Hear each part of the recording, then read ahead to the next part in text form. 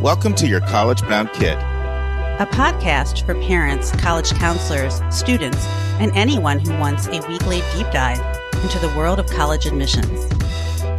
Hi, I'm Susan, and I'm a college counselor and have read applications for a small liberal arts college and 2 research universities. My twins are recent college graduates. I'm Lisa, and I'm a clinical psychologist and college counselor. I have a daughter in college, a daughter in high school, and a son in middle school.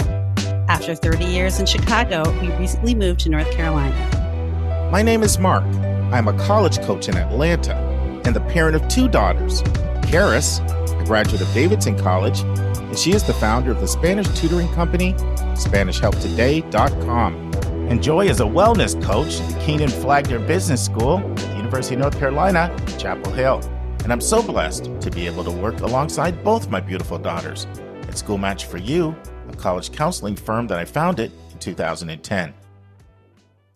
This week in the news, Julie and I will give a question to a mom who wants to know how will a college evaluate it if her student took enough rigor when the school offers a zillion APs. Does she really need to take all of these to be considered taking a rigorous curriculum? Many students are pushing back because it's over the top and the stress. So how should this be handled? Our roundtable will take up another question sent in from listeners about the honors section of the Common Application. And Matt Carpenter will be back for part 2 of 2 on loans. And this week we'll be looking at both private loans and state loans. And we'll have the final part of Linda's interview with Tara Williams, the Dean of Barrett Honors College at Arizona State University. And now it's time for a question from one of our listeners.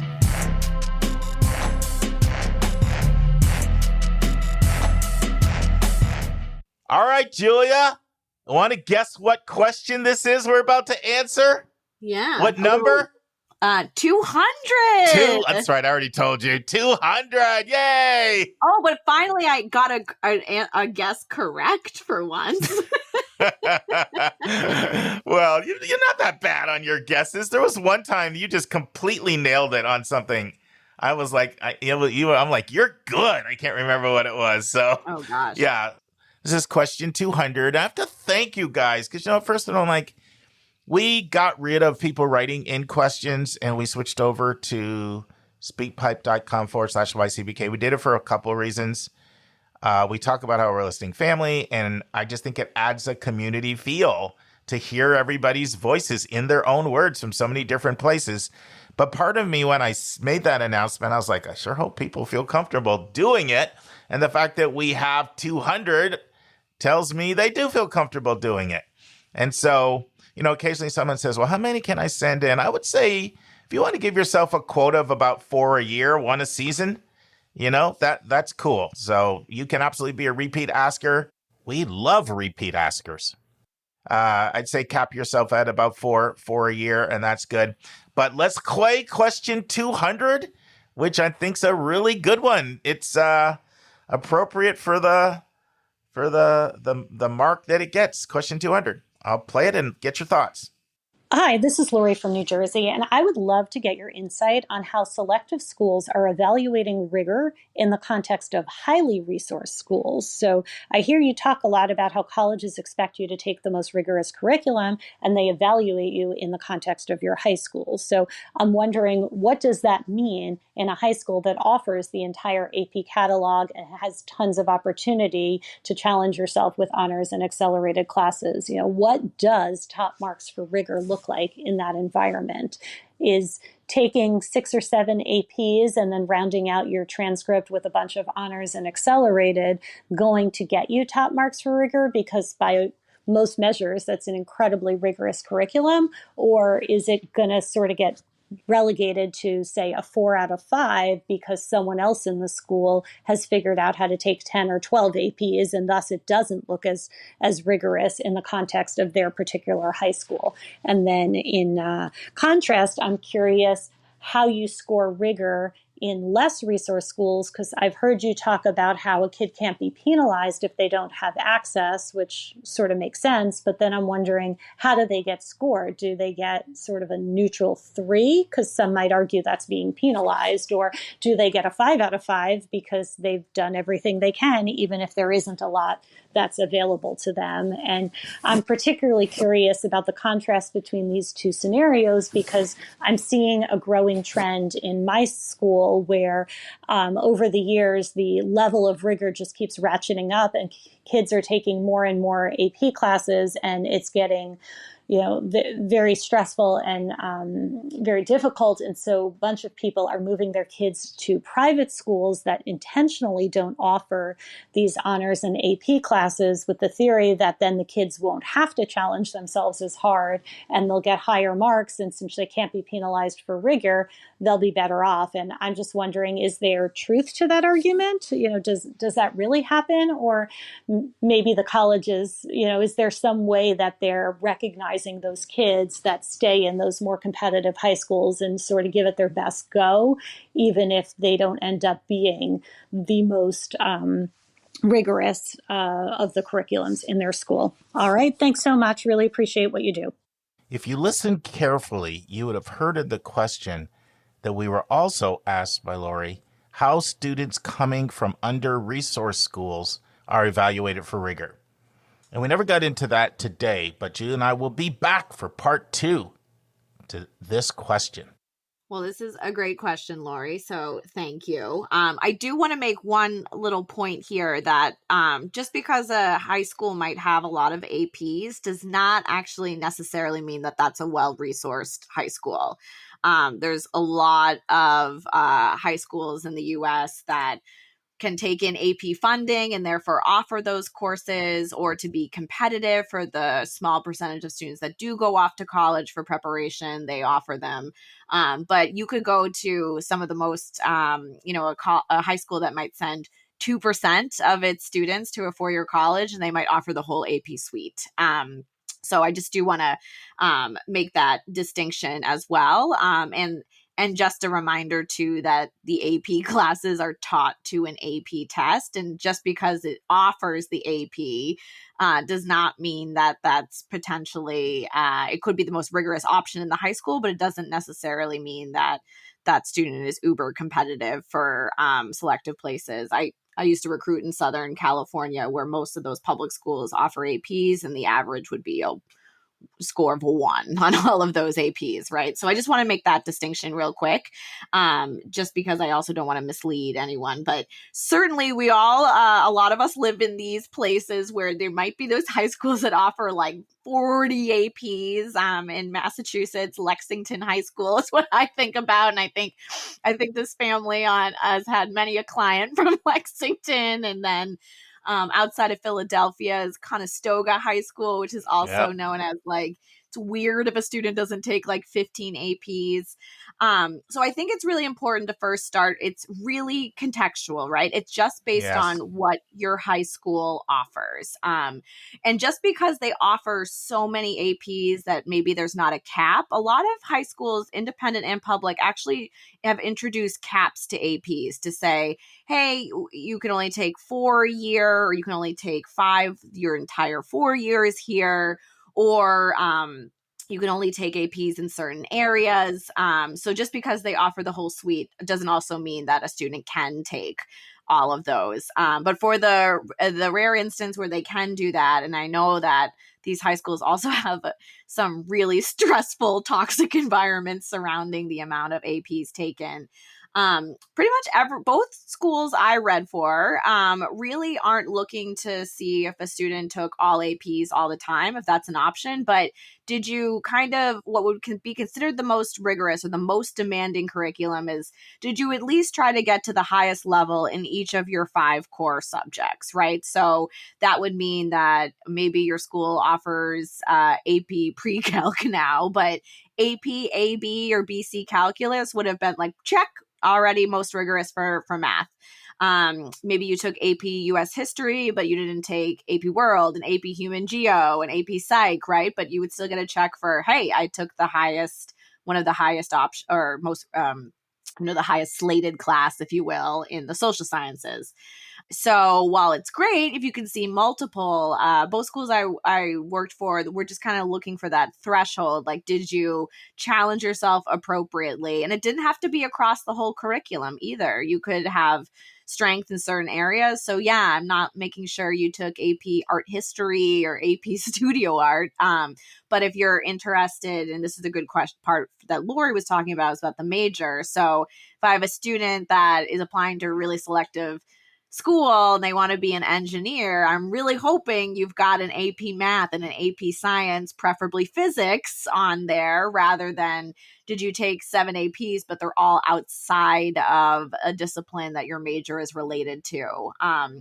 So I do think the question of how many, and also I will say this too, compared to independent schools really are moving away from AP curriculum. Milton Academy does not have any AP courses except one. And so again, your student may be coming from a public school is not going to be compared to another student at a private school, and that private school student won't be compared to another private school. It's really just looking at the student within the high school context and determining what is most demanding from there.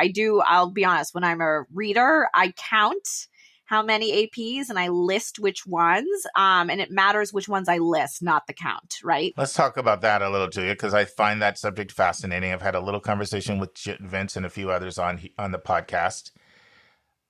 Talk about, as a reader, your perspective on which AP courses you regard as the most rigorous, and are there any that were seen as more AP light, and was there consistency between both places you've read on that topic? Yeah, great question. I don't know if I could really feel confident commenting on Emory, just because that was just a couple seasons, and and this was over 10 years ago, Oh, okay. right? That's fair. Yeah, and this is not to say this is Haverford's distinction, but this would be what, as a reader, in general, what I hear and how I've seen my students. Because when I first started at Milton, we had more AP classes.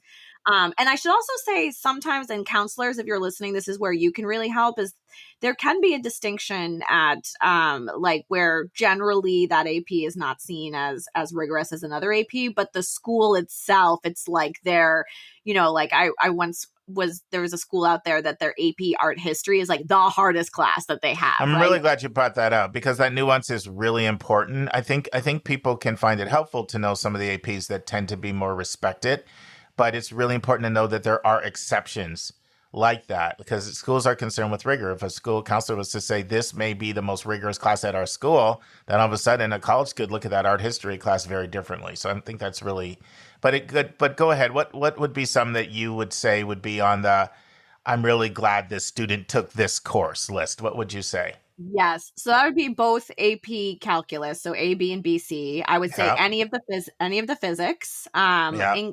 I would English say all language. the sciences. Do you feel all the sciences? Bio, Yes, chem, and physics? bio. Yes. Yeah. Yep.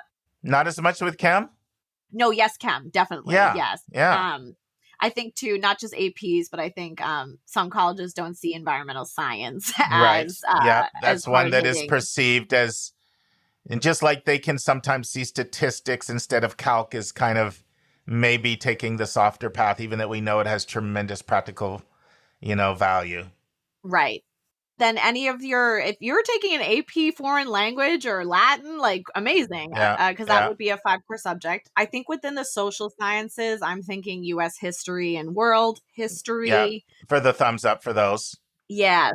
And then I think I said, but English language and English literature as Both well. of those. Yeah, I agree with everything. And then the Yeah. ones that sometimes might be seen as, did the student take the easier way out? You've already mentioned environmental science instead of one of the science trinity. Right. Sometimes human geography, although sometimes that's a 9th grade class. Nobody's faulting you for taking it 9th or 10th and at all, but it just may not be seen as, it's not necessarily seen as the way world may be seen. Right. What are your thoughts on psychology? I unfortunately And comp think sci. that yeah, not comp sci, but I would say psychology to me can often sometimes be seen as a softer choice than the other social sciences. Oh, I like that term, softer choice. Yeah, but Yeah. keep in mind, listeners, what Julia said, like a counselor could easily put in context, this class is really rigorous and just erase that. But I don't know. I think I know our listeners enough to know that they would find that interesting. Yes. So I wanted to go there. I'm curious your thoughts, Mark. I go back and forth with the econs, where I think when I'm reading, I prefer to see U.S. or world history, or European. But I know some colleges I've totally talked to who love seeing AP Econ, whether it's Well, micro I shared macro. on the podcast a while ago, like South Carolina is requiring econ. It's like if you don't have econ, you can't basically get into the honors program there, and they're requiring it in all their high schools. So that can vary from region to region. Listen, I find this is rarely dispositive in and of itself as to whether somebody gets in. These are like minute conversations within the broader context. And I kind of got us off topic. I really want to get back to the question because I'm very empathetic to the spirit of the question, which is kids are getting more and more and more stressed out. This is getting crazy. And I want to reinforce something that Julia said. If you're a principal or you have any insight into curriculum, I am a big fan of schools that cap APs. I really am. You know, if I was a principal, I would say 2-2-2 or maybe 2-2-3, and that's it. Sophomore, no freshman year, 2 sophomore year, 2 junior, 2 or 3, and that's it. And any college will not hold that against a student. That's enough rigor for them to assess. Now, some of what we were saying before could come into play if it's a super highly selective school and, you know, students are taking 5, 6, they are going to probably look at which ones you took as part of the assessment. It's really sad what Lori shared. Like, people are literally switching schools out of this. And I understand it because I do sessions with families that are beyond stressed out. And by the way, as much as I like the IB, that's one other place where I hear like IB diploma can just be incredibly stressful. How it dominates your experience in social life. See ya. But so I want to commend that. And I also there's so much nuance here, and I'm really hoping we're capturing the nuance. So I'm going to butcher this name because I butcher it every time. I'm going to need your help. Are you familiar with Aaron Pasonomy? Do you know that name? He used to be yes. Yeah. I know I butchered his name, didn't I? How do I say that last name? Do you know? Can you help me? I actually don't know myself. But you know who I'm talking. You know who I'm talking about. He's and he's a former admission officer at both University of Chicago and Caltech. And you know, Julia, that one of my favorite questions to ask former admission officers is that switch to the counseling side, like he did. What have you learned now that you're on this other side of the coin? Like, what was the bad advice that you were giving or something you would, do differently? And I was listening to him talk about how he so regrets how he used to go around and say to everybody, take the most demanding curriculum that your school has to offer. Because now that he's on this side and he sees like the 30 APs, he's realizing, what was I telling kids? I was signing them up for a recipe of like no sleep, no life, no mental health. And so there is balance here. And it's also important that, and this is what's hard, because if you're ambitious and if you feel like, well, they take the most demanding, is this what I have to do? Then I need to sign up for this regiment. My experience, Julia, is a lot of very selective schools are okay with you maxing the curriculum in 4, not all 5 of the solids. Agreed. Actually, very much agree. Yeah, and I really want to say that because I think someone could be absolutely stressed out by thinking, so my kid has to get to the most advanced level in all 5 of the core classes. No. Yeah, like there are a lot of schools that are perfectly okay with that. Perfectly okay. And especially if you are playing to one of your interests. And in fact, I've heard Lee Coffin talk about this. Like when we see a kid and they're super interested in history and they choose not to take that, now don't get me wrong, they're going to want 4 years of math and they're going to want 4 years of English, and a lot of times there can be flexibility. In Georgia, there's no flexibility on the sciences. They want 4 years. So you can't get into the schools here without 4 years of science. But sometimes on that foreign language or the social science, Sometimes there's flexibility. If, I'm a science kid, so I wanted to take a fifth science instead of the fourth year of social science. Or for a lot of colleges, instead of the AP language or the most advanced language, I'm super into math and I had this chance to do this thing. That can be well received. So I just want to kind of say that. And the other thing, and this is where parents have to come in, it's not going to do your child any good to take a very rigorous class and one of two things, either not to get a good grade or to have the rest of your life fall apart because you have no work-life balance, no mental health, and your life sucks. So this is where parents need to come in. But I get it. It's hard because, I've also talked to these people that feel like, well, my kid's going to have a lower weighted GPA, and that means they're going to, have less college options. Let me say this too. Colleges respect if you use your additional information to talk about why you made certain curricular decisions. Like, I'm super involved in teaching young kids karate at like the local YMCA, and that's a 20-hour-a-week commitment to me. And I love doing that. And I was not going to be able to take this class and do all that. And so I made a decision. I love it. I feel it's rewarding and fulfilling. That kind of thing can be very well received. Now, you do have to have a certain amount of rigor. You can't say that and there's no rigor. But Julia, you're a reader. Do you want to talk about like how when you see a kid not just playing the, I'm going to compile as many APs as I possibly can, but I'm going to go for what I love doing. And even if that means there's a little less, I may not have as many APs as my friend over here, I'm okay with that. Do you want anything you want to say? Because I see you nodding your head. Yeah, totally. And both places I've worked for we admitted many students who didn't have the same number or even a weighted GPA as high as maybe somebody else who applied because they took less APs.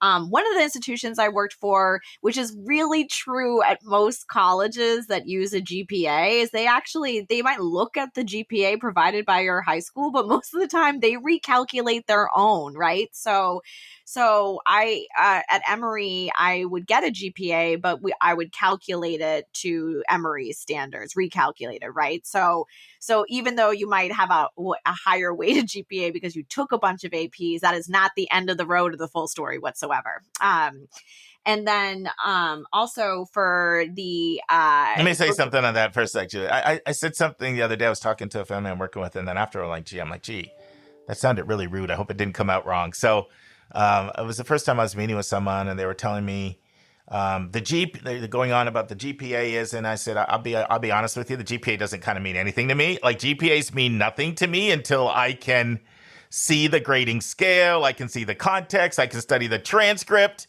And so I was a little abrupt and curt. Fortunately, they received it well, but I'm thought, when I was in grad school, I'll never forget this. I had basically I started out single in grad school, and I was living residentially in the floor. I'll never forget, like, the equivalent of the RA pulled me aside, and he was like, "You need to learn to put a little bit more velvet on your bricks." And so sometimes I'm conscious of the fact that I need to put a little bit more velvet on my bricks. And so but I just wanted to reinforce that point. But go ahead, you had a second point. But I would also at both places I worked, we would create our own curricular rating, right? So it would be, maybe it's most demanding, very demanding, average, less than demanding. And most demanding would mean that maybe you took the highest level, at least, as you said, Mark, in 4 of the 5 subjects, maybe 5 of the 5. But if you looked at the data, most of the students admitted would have very demanding, or the next step down, curricular ratings because there was something else. Like, maybe I read one student who AP Bio is like their hardest class there, and it's also like a lot of reading and annotating, which does not serve students of certain academic profiles. or learning differences.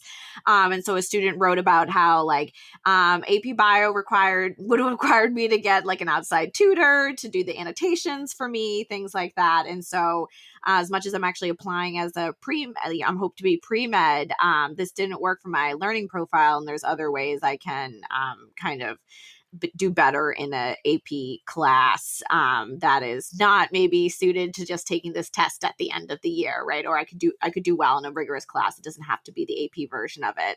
So I do think as long as you've got your foot in the door, as you said, Mark, so as long as you've done something, the amount of APs is not going to be what you don't have two applicants that look exactly the same and one took more than the other. So you'll take that one. But and then also on top of that, while we don't want students to be like a one-trick pony, there's something to be said about spikiness, right? To see that a student went really far in a particular area, but maybe didn't attend to APs in the other areas. And those students totally get in as well too. So it's really contextual based on the student, the high school they're at, and what the college is looking for, right? So and I do think colleges do know that at the end of the day, this is causing a lot of stress among people, and they're not looking for these perfect, I did the whole AP suite thing.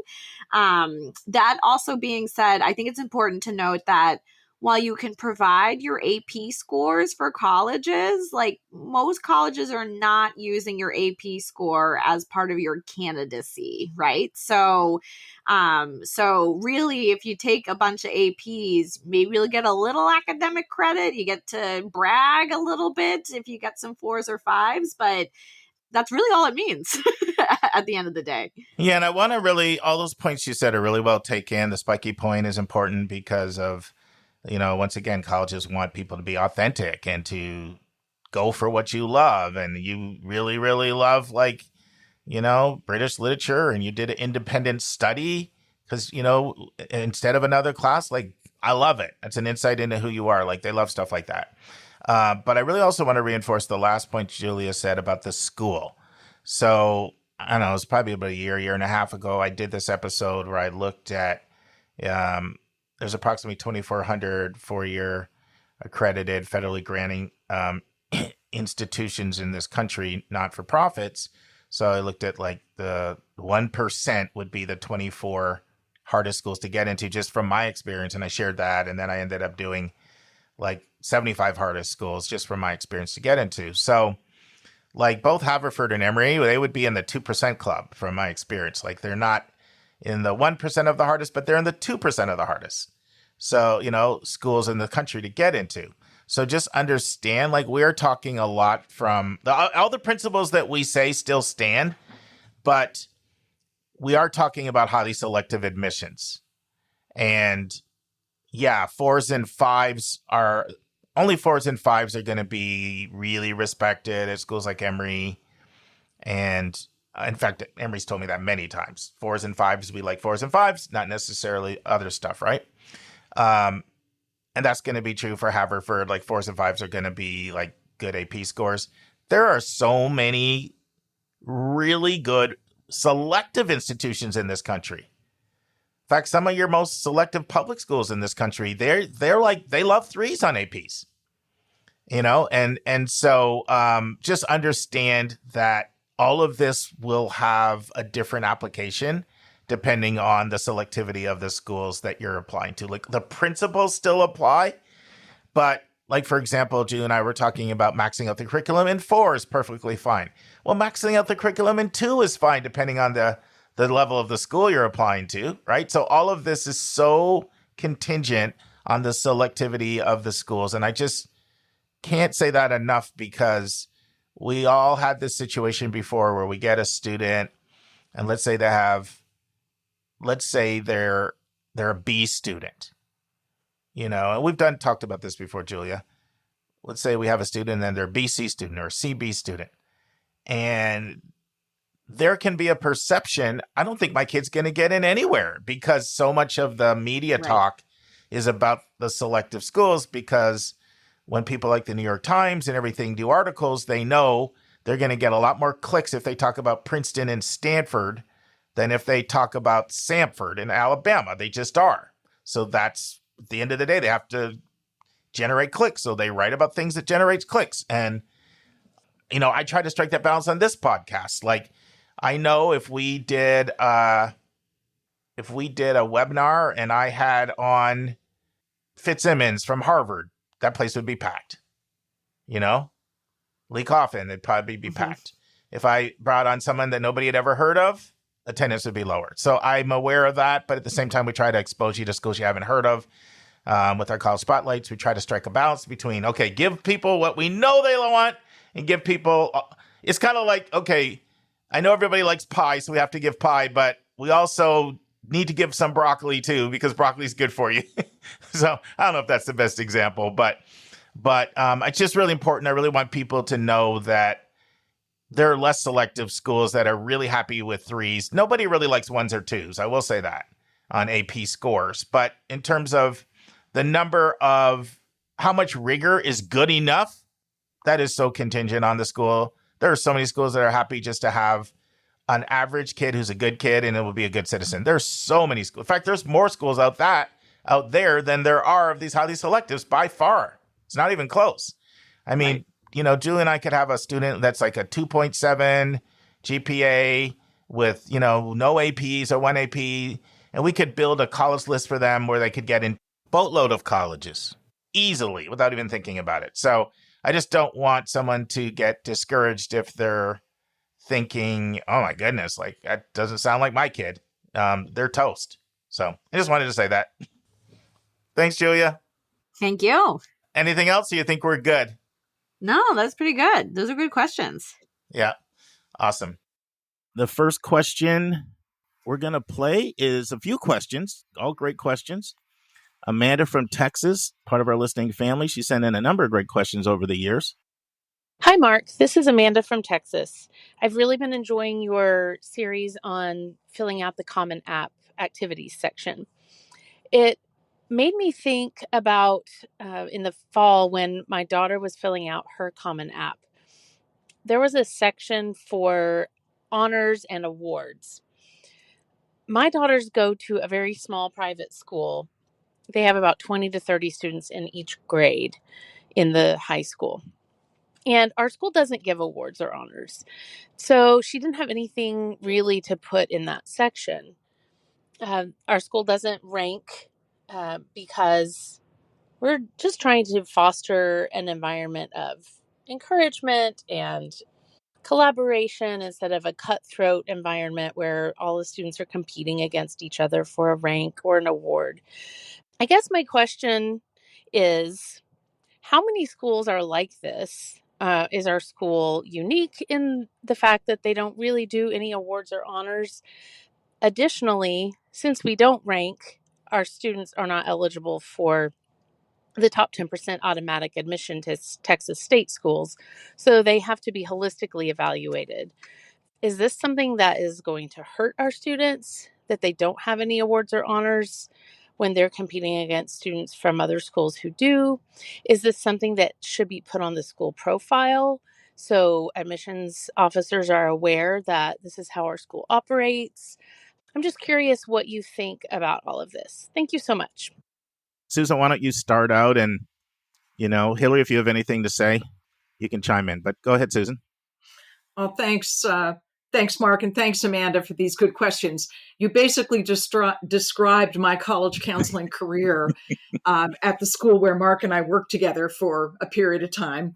And when Julia was down the road reading at a college with a similar pedagogy, it was easy for me to say in my school profile and in almost every recommendation that my school intentionally took measures to diminish competition and comparison.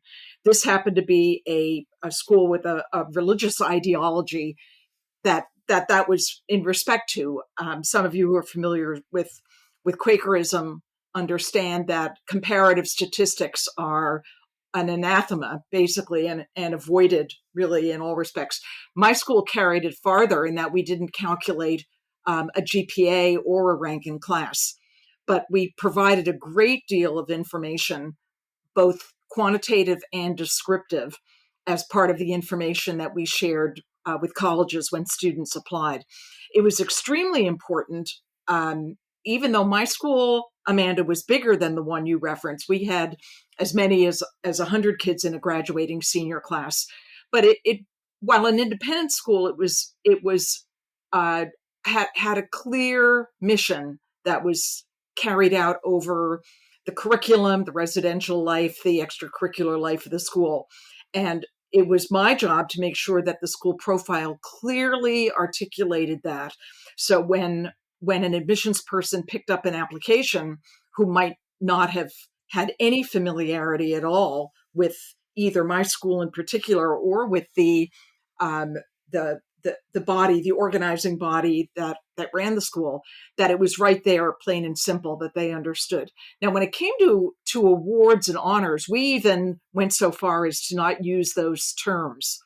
The bumper sticker was all students are honored at a friend's school. And while that was a bit of a cliche, it was really true that this was a school that lifted up individual students without regard to statistical measures that might create a false impression of the regard in which we held the students. So, I could go on and on about this because it was such a really an exemplary academic and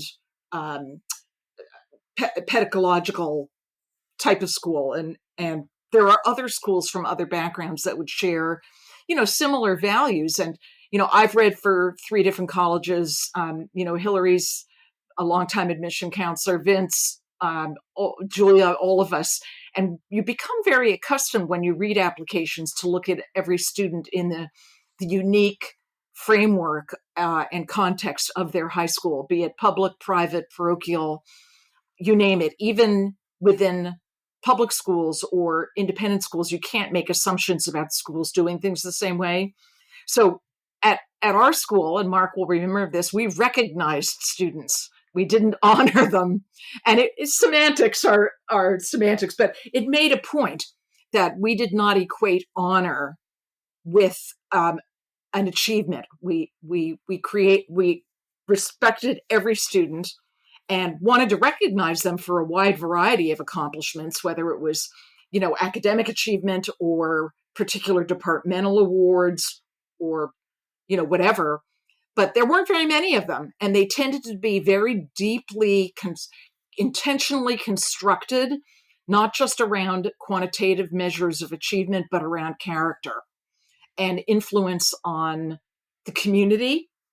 So, people may say, oh, well, that's a lot of floof, but we felt very deeply about it and communicated it. And I think colleges, when they read applications from the school, saw us being really to the point and specific, giving examples about why students were who they were and what they had to offer the colleges to which they were applying. So I would say, yes, make sure that the school profile is clear and descriptive and has lots of other measures of differentiating students, whether it's through activities or leadership or whatever. So colleges can kind of get in there. Grade distributions are really helpful at the higher level classes, so colleges can get kind of a handle on where a student might be in terms of achievement within the class. But no, it's not going to hurt your daughter as long as there's clarity in the communication of why the school runs itself. And it is not as unusual as you think it might be. It's especially within independent schools, probably more common than you would imagine. I just want to make sure everybody knows what a grade distribution is, because that is something that we provided, and that is, I think, very helpful, and it took away the fluff. So a grade distribution would allow an admission officer to see how many A's or B pluses or B's are in the class, so that you can look at a transcript and tell sort of, is this person in the middle, toward the top, at the bottom, because you see how many A's, how many B's, how many B pluses, however you do people do it differently, but however you're, basically, to keep it simple, let's just say A's, B pluses, B's, you can look and see that. And that really helps you put grades in context, because, I mentioned this on the podcast not too long ago talked about a school that has 94% B pluses and 81 or 82% A minuses. And so if you're reading that, you're going to take that context into consideration. At another school, an A minus is going to read very differently if it's not, the top 80% of the class all have A minuses. So that's important. That's important balance. I just want to make sure everybody knows what a grade distribution is. Julia, it sounds like you wanted to say something. Oh, and I'm also just looking at Hillary because Hillary reads most of the applications from my area, but I've worked at 2 independent schools, both of which do not rank. They're very clear about that in their school profile, just like Susan said. But on top of that, we school-based counselors actually have to fill out a school report form for every college or every application a student applies for on the Common App or Coalition, whatever it might be. And they do ask, does your school rank or does it provide a decile? And so twice an admission officer will get that information. The school report form does not say, do you have awards or whatnot? But I'll say this, at Milton, it was which doesn't have a Quaker background or religious background, no GPA, no ranking, no awards. And that was never a problem for me on the other end, having to explain that to colleges. And it's really true. I think, and this is also what makes people kind of a little upset about independent schools, right? Because they're like, we're just going to do our own thing and we don't have distinctions and we like to be a little vague for you. But I also do think it's in the best interest of the students and the mental health as well, too. Definitely. Hillary, anything you want to add to that? Yeah, and also, if you could comment, one thing I'd love you to comment on, I could see a listener thinking, well, it's great saying put it in the school profile, but I don't control the school profile and it's not in there right now. So if you could maybe speak to someone that says, I wish it was in the school profile, but that's not my decision. And anything else you want to share? Yeah. First, I would say, it's not a problem that you don't have honors or that your student doesn't have honors on their application.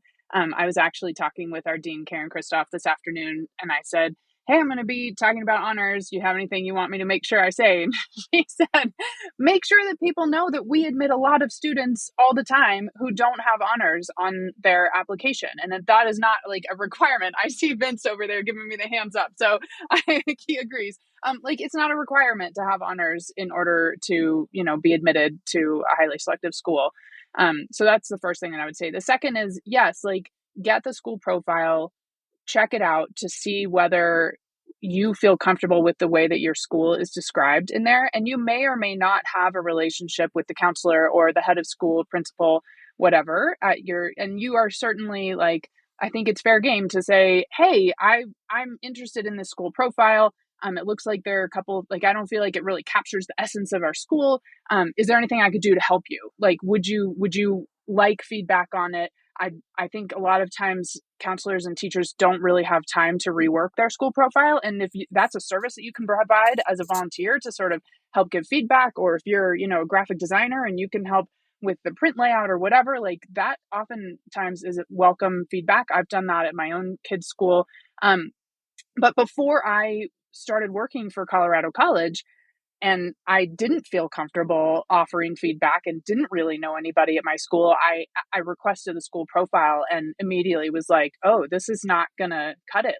I love my kids' academic experience, but they have one part-time college counselor for the whole school, and it's just not a priority for them. And so both of my girls in their additional information section gave some additional context to help admission readers understand what their school was like and why they didn't offer very many awards, why they didn't have leadership. There were very few leadership opportunities. So all these sort of weird things, weird, good, but weird, that were different. We tried to contextualize that in the additional information section. And as a reader, I really appreciate that, especially when a student is coming from a school that is sort of unknown. If we haven't had very many applications from the school, I love having that extra help to sort of understand where the student is coming from, whether it's honors and awards or the way that the more rigorous classes are set up or whatever. More context is always helpful. I think that what you said at the end is really important, Hillary, because you're not only trying to understand that student, you're trying to understand that school. So sometimes when you get some nugget like that, it reverberates to your reading of all the files from that school. So It's consistently something you'll hear when you interact with admission officers, that sometimes a student provides an insight into a school context that really helps me, not only for them, but for, the broader school context in general. Awesome. And now this week's interview with a special guest.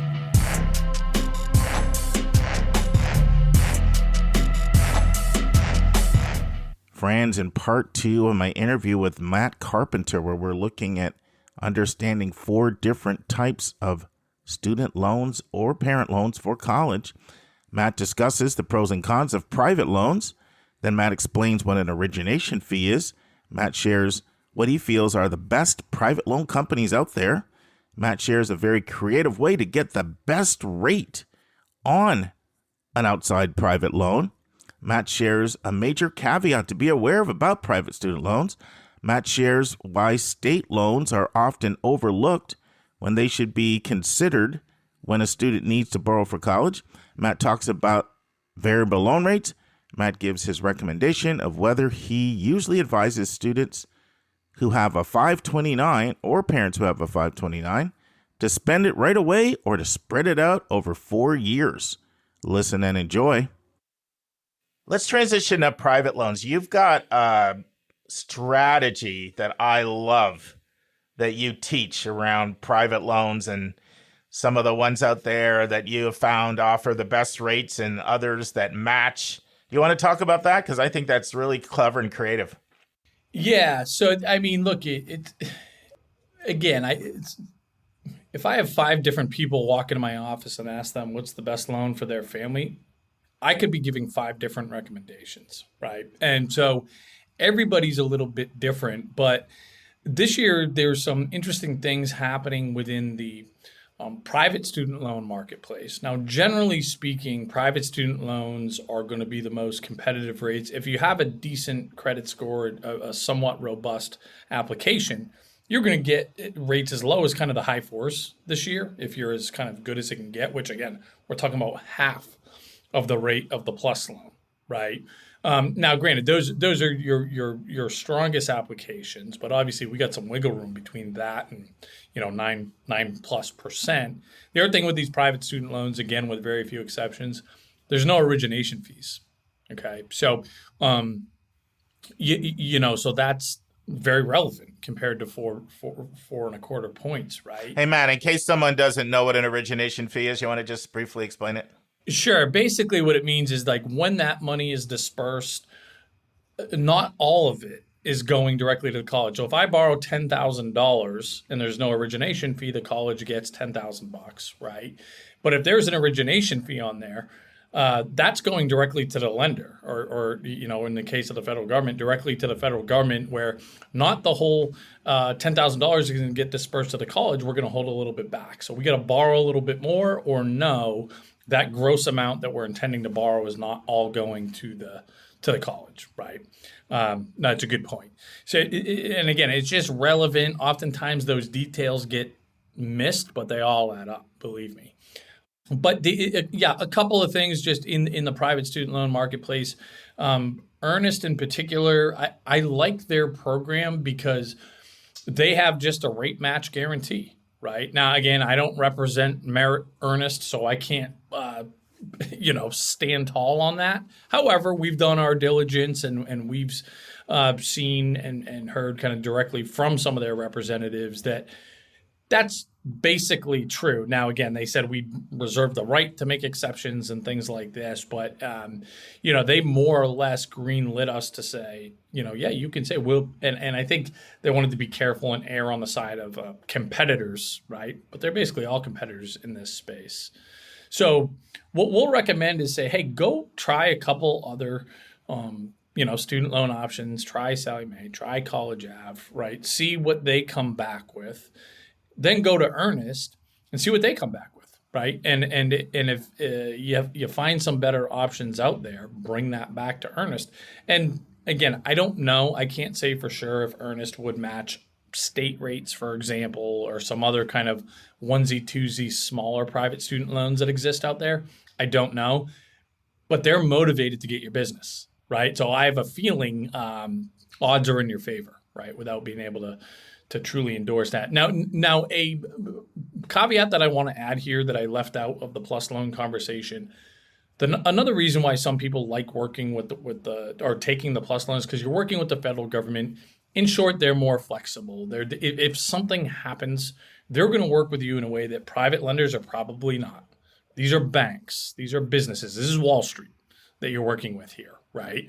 You lost your job. Sorry, that's none of my business, right?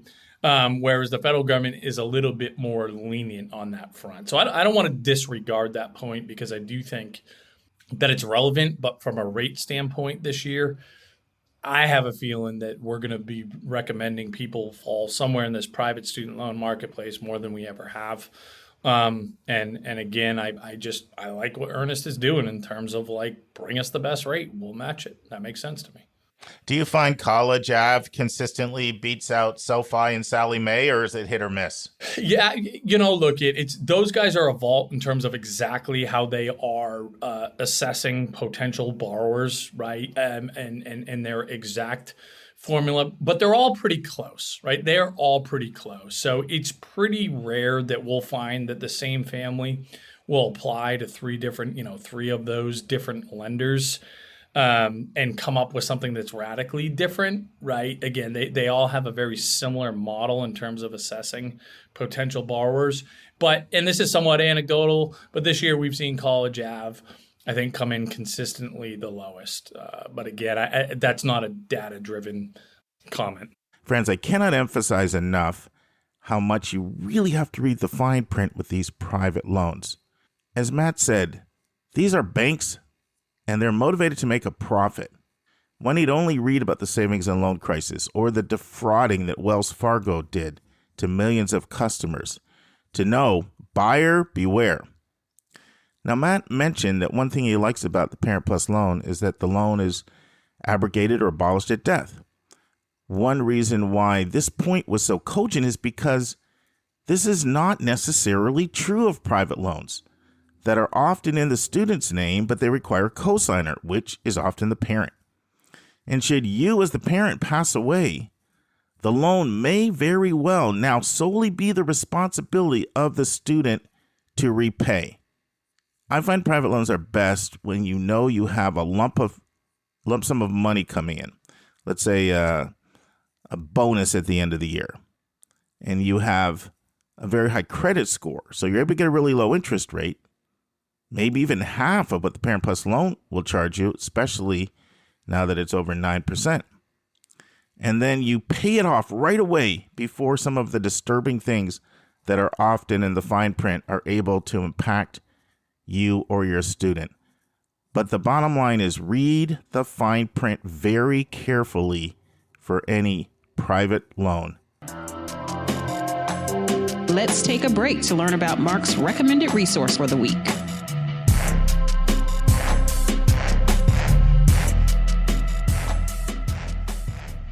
Friends, the recommended resource for episode 433 is the Harlan Cohen podcast. Now, everybody's got a podcast, I know. You're like, why are you advertising the competition? Hey, if it helps you, it helps you. All right, there's enough to go around for everybody. But we have featured Harlan Cohen on our podcast a few times. His other books, he's known for his books, especially The Naked Roommate, which is subtitled And 107 Other Issues You Might Run Into College. So it's all about college survival. In fact, it's part of the College Life Survival Guide. And then he also has a book called The Naked Roommate Parents Version. And there's been a number of different variations. There's the Naked Roommate First Year Survival Workshop, Ultimate Tools for a College Experience with More Fun, Less Stress, and Top Success. So now Harlan has a podcast. He only has 25 episodes, and they're interviews with thought leaders in the world, mostly of combination of a little college admissions. He also has a lot of college success because that's more his focus. He had Lisa DeMoore on, who we've loved on this podcast, for example. So check out the Harlan Cohen podcast. It's wherever every place you get podcasts, and he also has a YouTube channel. Now return to our interview. Let's talk about state loans. And why don't you say a word about some of the things that Rhode Island, Iowa, and Massachusetts are doing when it comes to state loans? Yeah, I got to get these guys to hire me. I got to get a direct line of contact because for a lot of families, we're going to be, and we do this, this is not unique to this year, but we're going to be recommending this as the best option for their family, right? Right out of the gates, they have a significantly lower interest rates than the federal government, right? They have some usually more flexible options than, for example, the private student loan. There's not a huge swing there, but generally speaking, we at least have some options in terms of our repayment terms. There's some co-borrower release programs there, which the private student loan options have as well. And just to double click into that, what that means is that initially, like we said at the top here, anything above the federal direct student loan, somebody besides the student that has established credit is going to have to be attached to that loan, be it a co-borrower, a co-signer, whatever. Okay, but a lot of these programs say, once this loan goes into repayment, after you've made payments on time for a year or 2 years, something like this, the co-borrower, so oftentimes, parent or parents, can be released. And now it's completely the responsibility of the student, right? So for some families, that's a meaningful data point. Sure. And a nice perk. But what's unique about these 3 states, because they're not the only states that have borrowing programs, but less than half of the states in our country do, anybody can use them. Right. So you're down there in Georgia, right, Mark? Yes. Okay. Yeah, so yeah. you can be a Georgia resident and you can send your kid to Rice University in Texas, and you can borrow from Iowa's program or Rhode Island's program or Massachusetts program. So and I never run into anybody that is aware of that. Right. And again, so number one, they're not aware that it's an option. Number two, for a lot of families, one of those 3 states are going to be their best option, right? Better than the PLUS loan, better than a private student loan marketplace. Because something that's again, noteworthy about private student loans, the rate that you get is all tied to the co-signer's application, their credit score, their, debt to asset ratio, all of that stuff, their income, right? So if you're barely being considered eligible for one of those loans, you're going to pay an interest rate in the teens. Right. Whereas these state loans, they're fixed. They're a lot lower than that. And everybody pays the same, regardless if you were just qualified or just barely qualified or you had a perfect application. So, again, that's noteworthy here. No, this has been a great overview of loans. We probably should say something about variable loans with private loans. Do you want to be careful of the fine print on that? Do you want to say something on that? Thank you for flagging that. I probably should have led with that in the private student loan marketplace, but oftentimes you'll get a family that applies, they are eligible for the loan, and they are pleasantly surprised to see this nice introductory rate that looks great, right?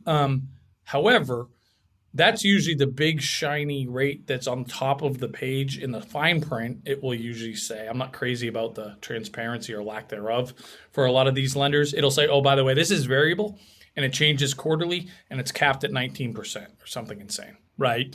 If you want the fixed rate, see below, here's what that is, and it's always higher than the introductory variable rate. So obviously everybody's speed is a little bit different. I'm always urge people to be cautious around the variable rates because we just don't know.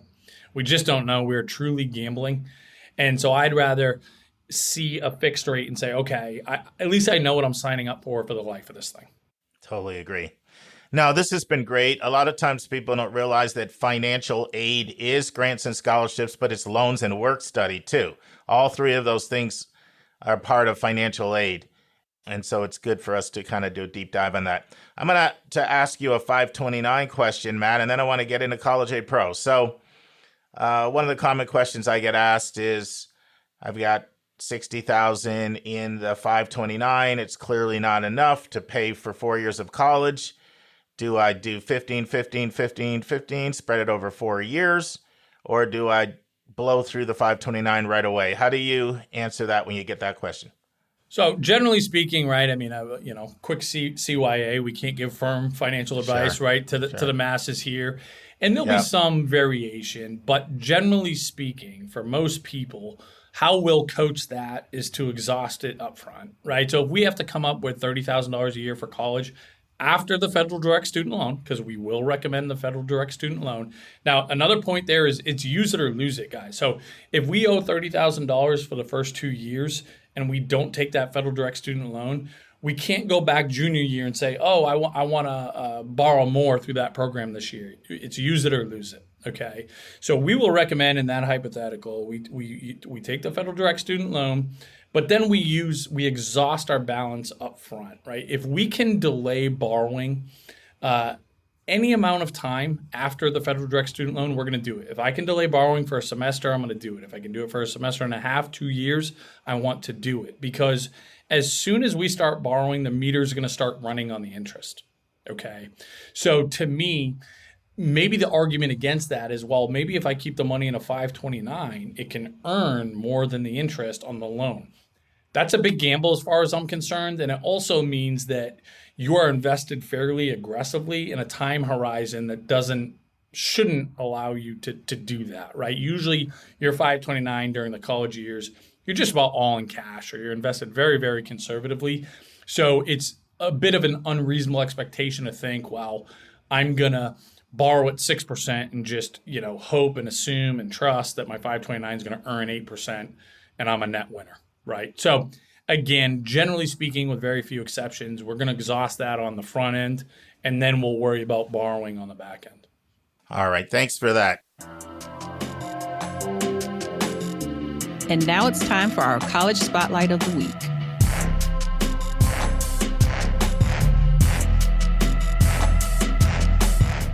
Friends, in the final part of Linda's interview with Tara Williams, the Dean of Barrett Honors College, Arizona State's Honors College, Tara talks about intellectual curiosity. Tara talks about specific centers that exist for Barrett students. Tara talks about the different ASU campuses. Tara talks about how she sees Honors College evolving. Tara talks about the internship coordinator role.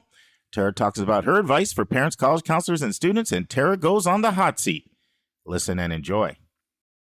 It sounds like students who are going to be successful are really curious students who just kind of have that love of learning for a lot of different topics. Fair to say? Absolutely. Sometimes it takes our students sometimes, a minute or two to list their majors and minors and certificates because they're pursuing a lot of different possibilities.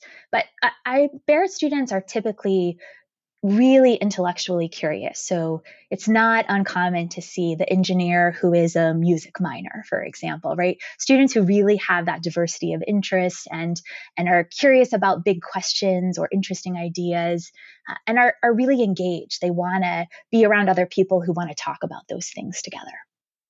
And because college is so much different than high school, are there tutoring centers for Barrett students, or is that part of the greater ASU resources?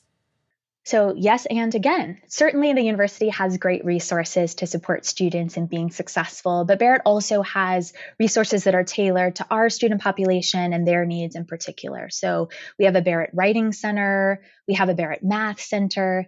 These are places where in the Writing Center, our students who work there are experts in helping the students with the human event papers, for example. And these are opportunities for the students themselves to get engaged, right? Once they've had that experience and would like to support other students, then they can apply to be tutors and work in those spaces. I understand that students throughout the university, regardless of the campus, can be a part of Barrett. How does that work for resources like that if they are at the Polytechnic campus? Do they still have access to all of that? Yeah, so those resources are available to each student at every campus where Barrett has a community. So we are absolutely careful about making sure that every student, well, each campus community has its own identity, right? Its own even literally landscape, right? Looks a little bit different. The resources are consistent across and the opportunities are consistent across all of the campuses. And is that true for online students as well? Because I believe ASU has a large percentage of students comparatively that are online students. Yes, and Barrett has been available to fully online learners since fall of 21. So we also are making sure that our online students have access to the same classroom discussion opportunities, to the same research opportunities, the same support from the Writing Center and the Math Center, the same engagement opportunities. Our online students, our team has been really innovative in thinking about how to create that sense of community among the online students and provide them the spaces to connect and have conversation and engage in activities together. Right. So being part of such an innovative university, how do you see Barrett evolving in the coming years? It's a great question because honors education has often been in the forefront of really high impact education, right? So something works in honors and we figure out how can that be made available to a larger group of students, and then honors education figures out what the next high impact thing might be, right, and how we can then make that available. So it is always evolving for sure. One thing that stayed constant at Barrett and then I see as a constant going forward is that emphasis on the community experience. So certainly we will continue to think about how we can develop the community, how we can support our students in getting engaged in that community. I do think you mentioned honors online earlier, and I think that is an increasing area of need and interest. So we'll continue to expand that area of our operations. And I also have seen a real need and interest among students and families in how we're preparing students to leverage the honors opportunities that they have when they're preparing for their next step. And for some students, the next step is graduate school or medical school or law school. For some of them, they're heading straight into their career path. And so I would like to see us spend even more time working with our students on how what they've learned from their thesis project translates into skill sets that are relevant in a wide variety of contexts going forward, or how we can connect them with our alumni network so that they have a professional network right out of the gate, right, that they're starting with. How can we just continue not only to enhance their experience here, but to enhance their preparation and readiness and the advantages and distinction that they have when they go on to their next chapters. And talking about that, and it makes me think about back to advising. You've got all of these wonderful academic advising protocols in place, but what about career services? Do they have a career services team for Barrett students, or again, is that part of the greater ASU resource? We do work closely with a career services team for the university, but we also have an internship coordinator who is specifically designed, whose position is specifically designed to work with honors students to introduce them to opportunities, to help them prepare to take advantage of those opportunities. So again, a yes and situation, right, where they have resources within Barrett and the larger ASU resources to draw on. So Tara, tell me, what advice do you have for three groups? Our listeners are mostly parents, some counselors, and not too many students, to be honest. But for those three groups, students, parents, and counselors, what piece of advice would you have for each of those groups? I mean, you will not be surprised to hear that my advice for counselors would be to really encourage the folks that they're working with to think about the public honors space. I really see it as an opportunity for students to get an incredibly high caliber experience with a real value price tag. So it really is a kind of overlooked gem, I think, in the higher ed landscape. And so would encourage people to think about that as an option. Maybe I'll give the same advice to parents and to students, because I think sometimes the advice you give to family members can filter through to the students, right? And they'll take advantage of it. And what I would say is take advantage of the opportunities that you have to connect on campus. As a prospective student, as someone who's considering applying, but also once you are an enrolled student, once you're present on campus. Professors' office hours are an extremely underutilized resource. So go to office hours, one of the privileges of my position being in an honors college as the dean is that I get to interact more directly with students than many deans do. So I host breakfast and lunch with the dean every semester. So, keep an eye out for invitations like that where you can really get to know the people who are part of your college, the landscape that you're operating in. And you can go to them then when you have questions or ideas or feedback, really building a relationship before you need it, so that you'll have it there when you do need it. Listeners, you can't see me vigorously nodding, but I am, because that is such a great piece of advice, regardless of the school that you end up at, is to make those connections and build those relationships before you need them. And I also agree with you that public honors colleges are really a great option for so many students. So thank you for sharing that.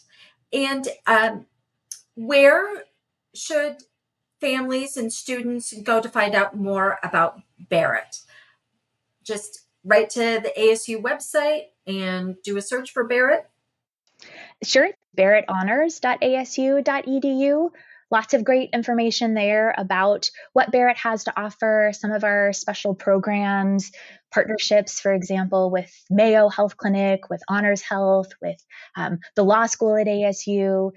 Just lots of great information to dive into. And then also a way to sign up to come visit us, because we would love to be able to show everyone the campus, the experience, and get to say hello in person.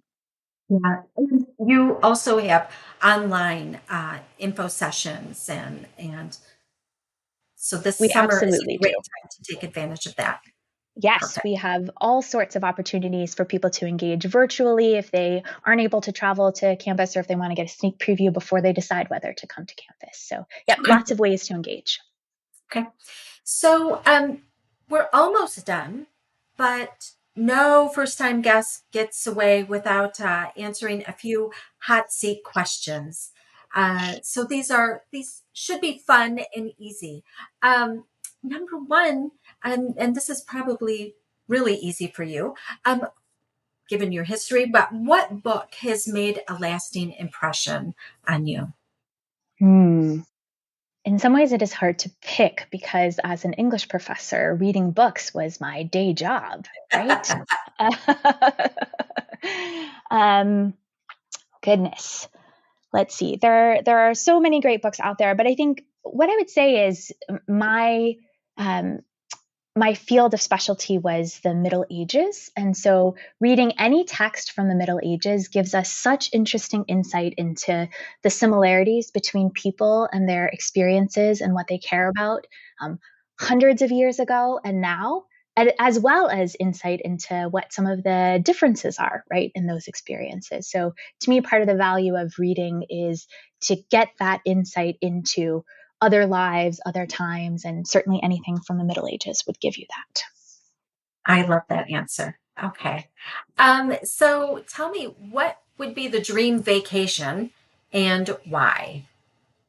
So one of my favorite cities in the world is London, and I, for a couple of years, led a study abroad program of students in London. And so anytime I have the chance to go back to London and experience the incredible history of that city, of course, all of the literary connections that it has, sign me up. That sounds good. That city is on my bucket list. I haven't been yet. I'm embarrassed to say. And then finally, you can have a cup of coffee or tea with any historical figure. Who do you invite? Any historical figure. Well, first of all, let me say tea, because not a coffee drinker. So I'm going to go with who would I have a cup of tea with? I'm always interested in leaders and people who have made a difference. And I think there have been so many women who were the first in their leadership positions. So anyone that I could connect with and learn from their experience as a leader, and particularly as a leader who's a woman, I would love to have that conversation. I like that. Tara, Thank you so much for joining me in this conversation about Barrett Honors College. It is something we recommend to our students quite often and will continue to do so. We just so appreciate your time and all the work that you do. It's been such a pleasure to talk with you, and I appreciate the invitation to share a little bit about what has been my passion and my life's work. Thanks, Linda. You bet. On Monday's episode, I'll continue with my series of missed opportunities. You'll have to tune in on Monday to see which missed opportunity I'm going to talk about. And then Linda will have part 2 of 4 of her interview with Colonel Robert Kirkland on 3 service academies, West Point, the Naval Academy, and the Air Force. And friends, I quote you out with a new quote from Steve Jobs, famously of Apple. And this is something that can apply to building a college list. It can apply to selecting a college. It can apply to really a lot of things. Your extracurriculars that you're doing. I love it. It simply says this: your time is limited, so don't waste it living someone else's life. Your time is limited, so don't waste it living someone else's life. See you Monday, friends. And that's our show. A big thank you to you, our listeners, for tuning in this week. If you find this podcast helpful, please follow us and you'll get every single episode as soon as it is released. If you're interested, there are a few ways you can really support our podcast. You can click the share button and send it to your friends and acquaintances. You can help us pay our staff and our expenses by donating on our website. You can write a review for us on Apple or Spotify. I'm the producer of the podcast, but we have a fantastic team of 15. Shout out to our co-host, Dr. Lisa Ruff, Dr. David Williams, Linda Depker, Susan Tree, Vince Garcia, and Julia Esquivel. And to our substitute co-host, Sylvia Borgo. Our sensational sound engineer is Nemanja Motvich. Our amazing music is from Victor Allen Weeks. Marketing designs are from Kimberly Blass. Lily Parikh manages our Instagram. Our image editor is Talha Khan. Joyce Ducker does our website episode updates.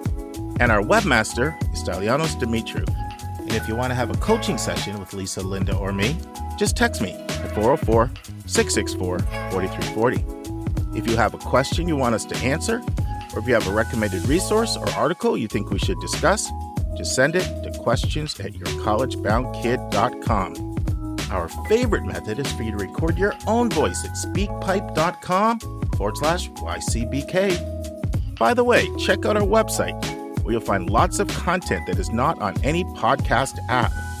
Our website is yourcollegeboundkid.com. If you want to learn about other hot admissions topics, follow us on Twitter at YCBK Podcasts. We think of you as our listening family, and we look forward to meeting again with you every single Monday and Thursday.